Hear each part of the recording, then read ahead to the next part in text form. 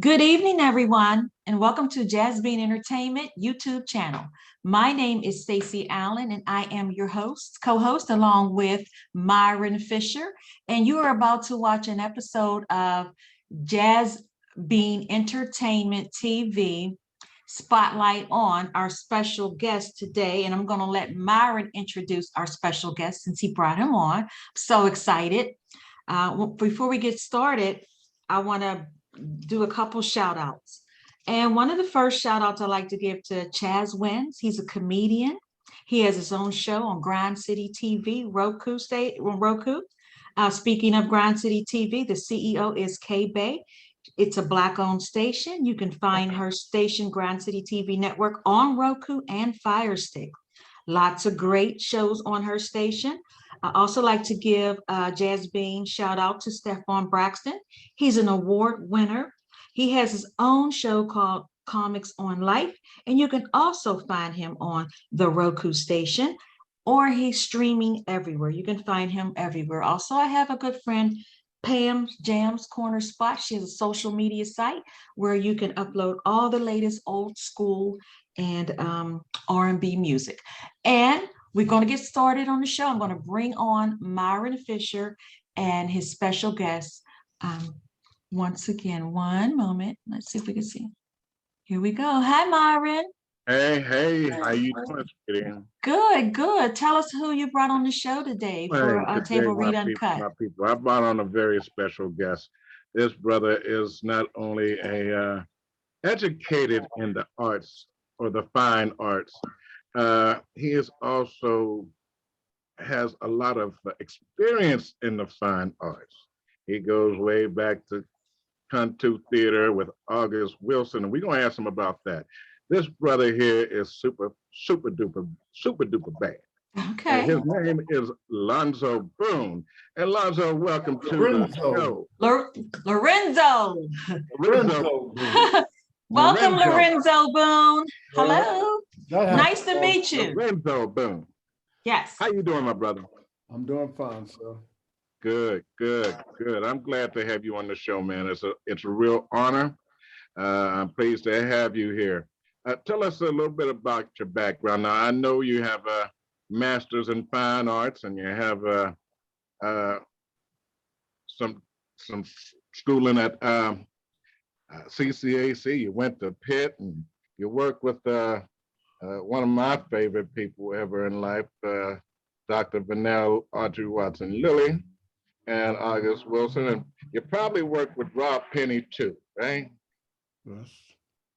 Well, my journey started when I was 20 years old, when I walked onto the campus of the University of Pittsburgh. I made a friend. His name was Quick. His real name was Gary Evans. And he pulled me right into the theater, Black Action Theater. And I became the chairman of Black Action Theater following after Quick. And after that, I was kind of, looking for something to do. And at that time, a lot of the plays, I won't go into a lot of detail, but I wasn't feeling them. And I wanted to get involved in something where the plays were something that I could feel and feel good about. And that's how I discovered Dr. Lilly. So I began to work with Dr. Lilly. I was not there the first year, but I was there the second year.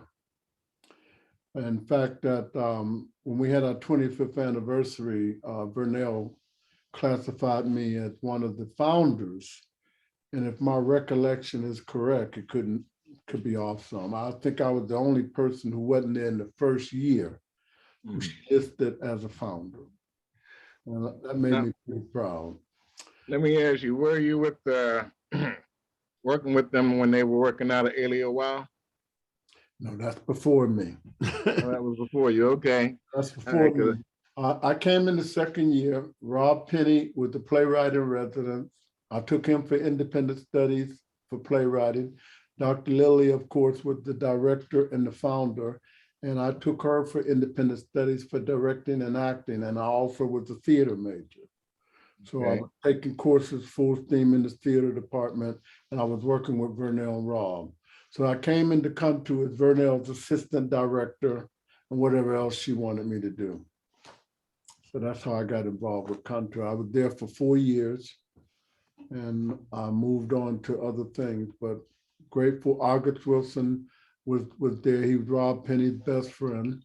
I was the only student who was a founding member of Kuntu Writers Workshop.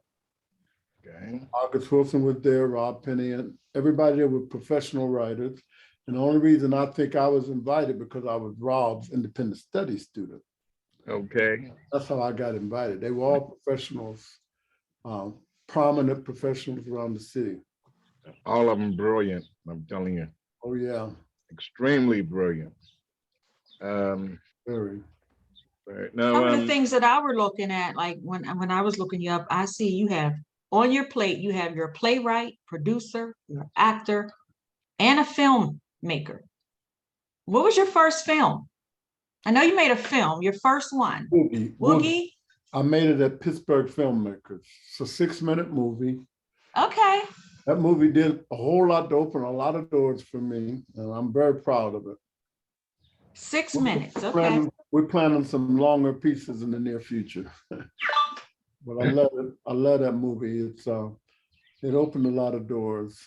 Okay. Taught me a lot about myself as an artist. Okay. How did you make the transition from actor to playwright or to writer? Well, actually, I started out as a playwright, but I started training as an actor. What I mean by that, Quick and I wrote a play together that was staged before I was formerly a student at Pitt. However, when I started drama school, I became an actor, and that was my first thing I was dreaming about, going to Broadway, ended up in Hollywood, being a movie star, all that stuff. Oh, yeah. I just became more interested in directing and more interested in writing. The older I got, I knew I wanted to write more than anything else. Okay. All right. And what would be your best play that you wrote?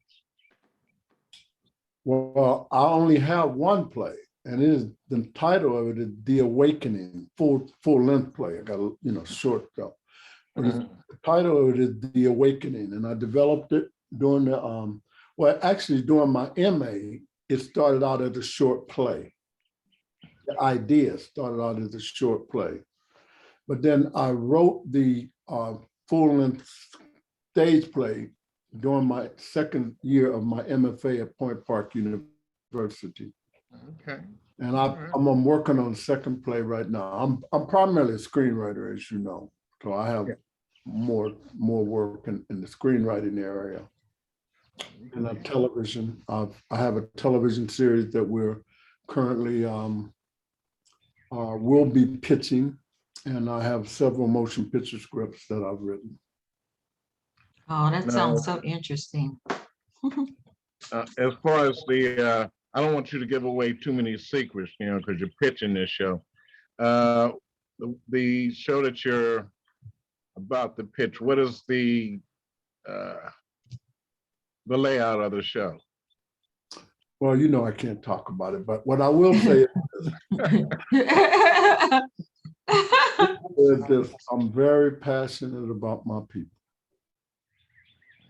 And I'm a genealogy student, and I just found out about a grandfather, a great-great-great-grandfather who lived from 1834 to 1934. And I just met a cousin he's our connection, who's a PhD.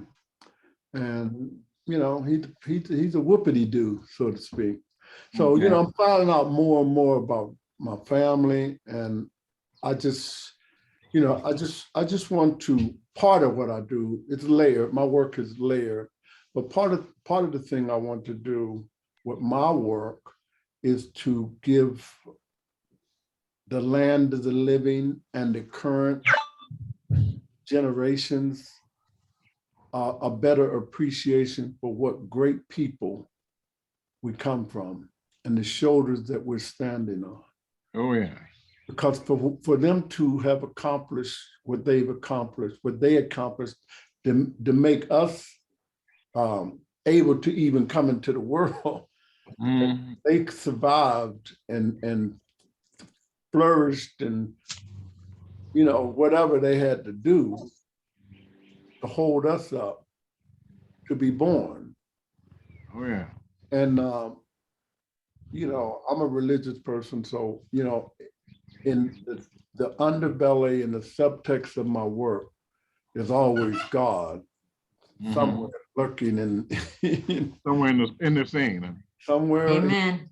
God is always somewhere, and so that's what I will say about my work. One of my professors during the MFA program, she was telling me, you have a singular voice, Lorenzo. People who know your writing, they can read your writing. So Lorenzo wrote that, she's talking about in the MFA program. So, that made me feel pretty good, because she's one of the key people who developed me as a writer, and made me know, what responsibility you have to your characters, which is what I talk to writers who seek me out. You have a responsibility to be true to your characters, not sell your characters out. You know who they are. You did enough homework and research to develop them. Don't sell them out. A lot of your characters, are they historical figures, or are they fictional, or both? Well, I do two types of work, and I can disclose this because I'm coming up with my website, and it's on my website. I do two types of work. I do historical biopic and works based upon historical events and the people who made those events happen. So, biopic is the life of a famous person or a person, right. And the second thing I do is, which my stage play and my TV series, is current events. What I try to do is take a look at society, particularly the African-American world or community, through my lens as an older person, as a person who grew up in the hood. My mother used to say we wasn't poor, we were po. Y'all heard that. Po folks, right? Po folks. So, I come up, in the hood, and I had a particularly interesting thing. As we moved from Florida, Panama City, Florida, when I was 8 years old, and we came up north, we were talking country. It wasn't easy. So my mother told my brother and myself and my sister, when one fight, everybody fight. And that's exactly what we did.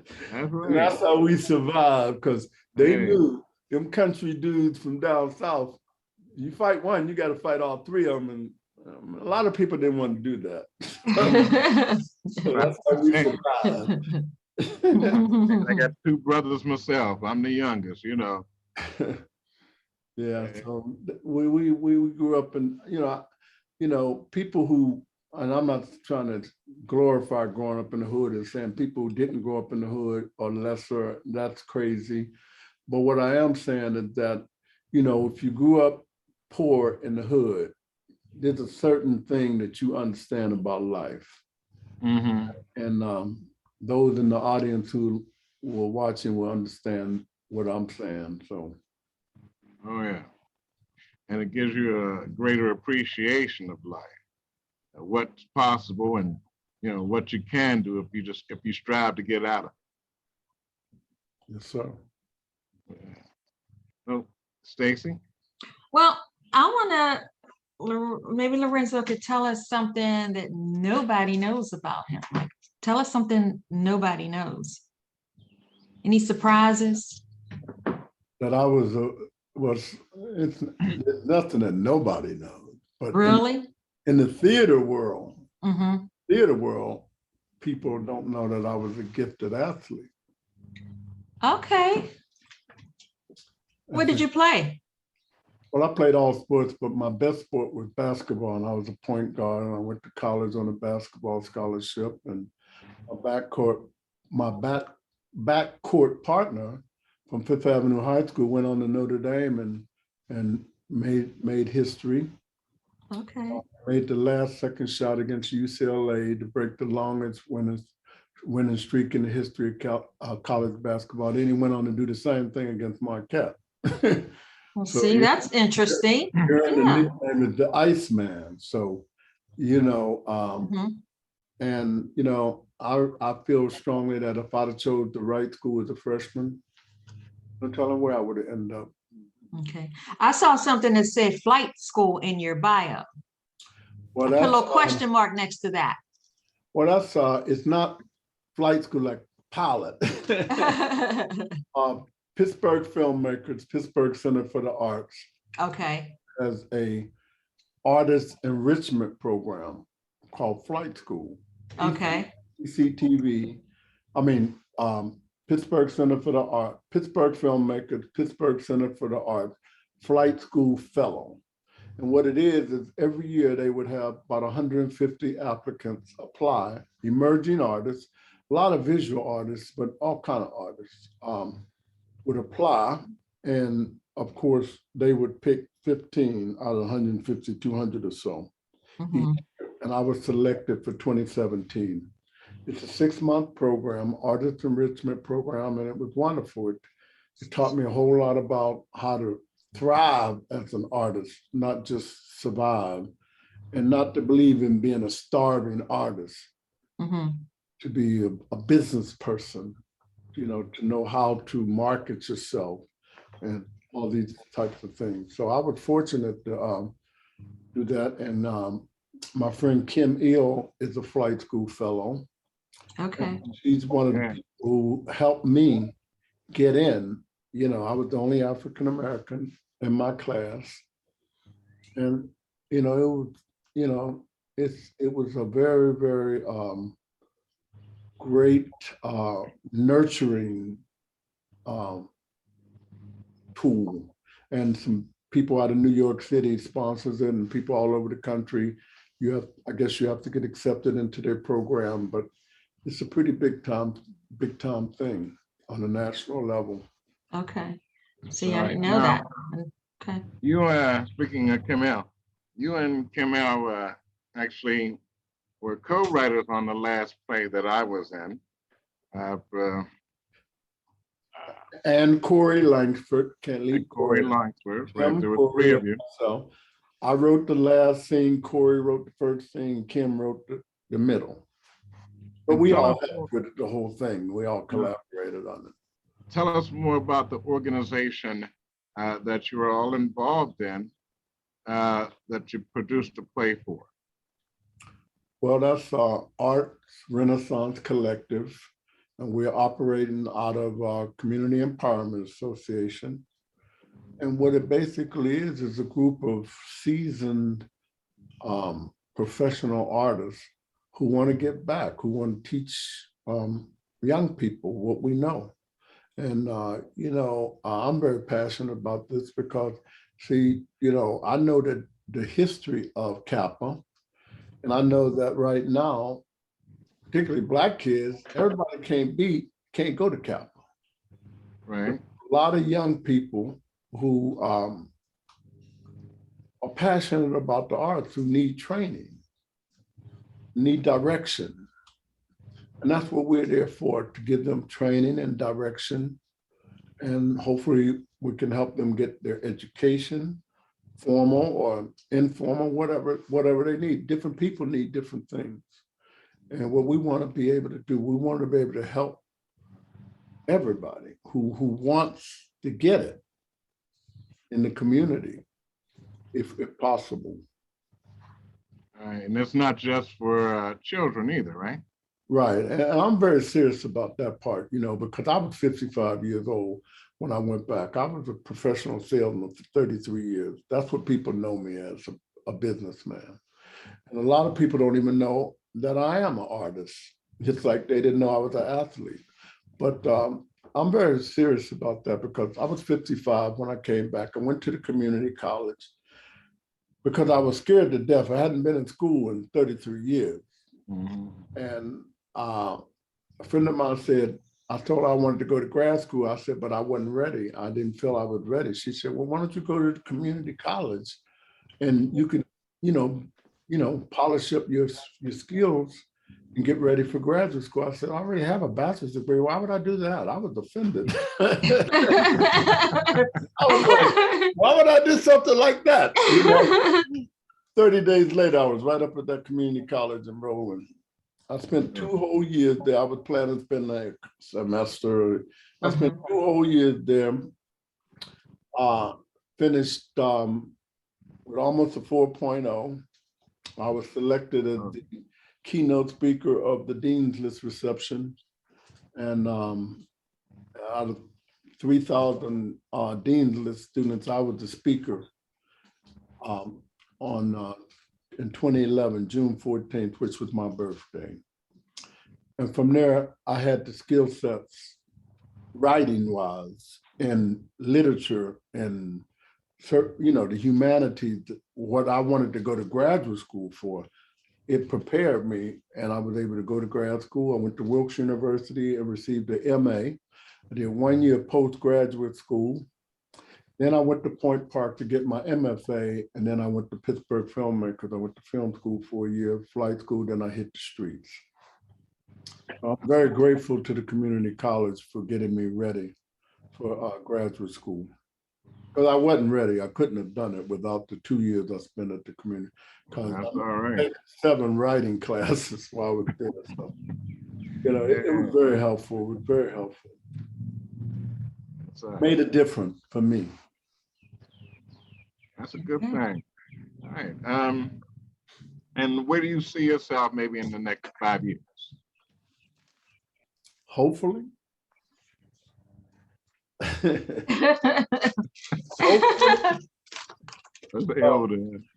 write. I'm a unique writer in that my training is in motion pictures, television, and I'm also a playwright for stage. I have pieces in all 3 areas that are polished and ready to market. And I'm very proud of that because everybody I know, they specialize in one thing. I don't know too many people who, have pieces in all 3 categories. Right. And, 5 years from now, I would like to be recognized as a quality professional in all 3 areas. And, everybody wants to be a winner. Nominations would be good enough for me, but everybody wants to be a winner and be recognized for their work. Question, Lorenzo, do you find it a little challenging, or are there any challenges when you writing for a motion picture versus writing as a playwright? I know, because you said most people usually do one, and you're doing both. Do you find a big difference, or what do you think is challenging about that? The way I want to answer that is I didn't cop out because most people come from the stage. That's why you see all the Hollywood people, they want to get back and do a Broadway play. We all come from the stage, but when you go from the stage to the movies, they bum rush you with, oh, those stage people are weird, or, whatever, So they kind of pit the movie people against the stage people. So, but I didn't buy that because I knew I loved theater, and I knew I was madly in love with motion pictures and, the visual medium. And I just embraced them both. And then God blessed me to go to Point Park and get my MFA in writing for the screen and stage. Okay.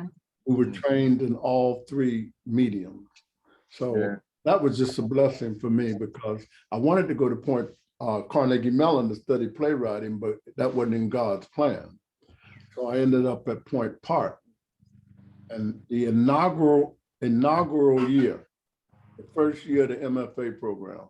So, he had his hand on me, and I came out of that program.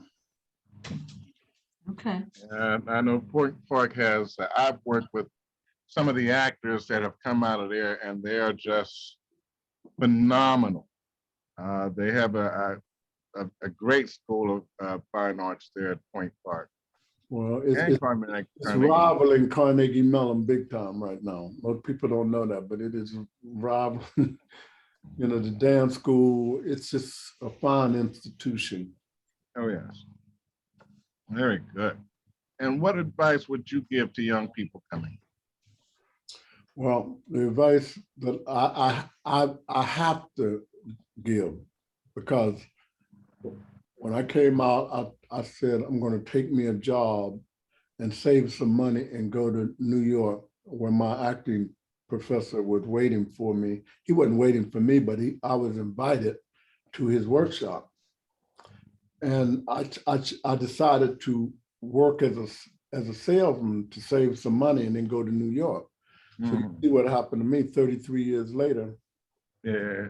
But I was an instant success as a salesman. I loved my work as an insurance agent and financial planner and whatnot. I loved it. But I knew my true love was theater and film. Right. So my advice to anyone, because people will try to talk you out of it, because they'll say, no, you should be a nurse, or you should be a doctor, or you should be a lawyer or a scientist, or you should be accountant or an engineer or whatever. But if your heart, and you know your heart is to be an artist, if you don't follow it, you know, it's a tough thing, because I got into many arguments over movies and things when people talk, oh, you don't know what you talk about. What you talk about? Okay. I got into many arguments over, you know, they telling me I'm a degree person in this field, but they don't know it, because I'm also a business major, but I'm working in the business field. Right. And so I got in more arguments, but God bless me that I ended up making my way back. I was 55 years old, but I made my way back. So I was one of the fortunate ones, but guess what? A lot of people never make their way back. So I would advise them to follow that dream of what's in your heart, what you feel that you are destined to do or put here to do, and don't let nobody talk you out of it. It's going to be tough, it's going to be hard, but if it's in your heart, you'll get there. Go for it. That's good advice. Go That's for it. great advice. Yep, go for it. And learn the business end of it too, right? Yeah. I do have a little fun question for you I threw into our segments. I don't know if I told you, Myron, but I came up with all these little, well, not me, people in past interviews came up with these questions for me. So it's sort of like a fun question. You have asked me those. Did I? Okay, yeah. And I'm almost scared. Lorenzo seems like he's real serious, and professional, and business. But I got a fun question for you, Lorenzo. I do have a silly side. Okay, all right, here we go. So I'm just gonna pick one. And these were, like I said, from past several. The one I picked says, oh, this is simple. What 3 items can you always find in your refrigerator? Ice cream. 2. What flavor? Well, I love cherry vanilla. Okay, that's crazy because mine is White House cherry. That was my grandmother's favorite, White House cherry, and I got that from her, so I'm always buying that. Okay, what's the other 2? Apple juice. I love apple juice. Okay. And what's the third one? Well, there's going to be eggs in there.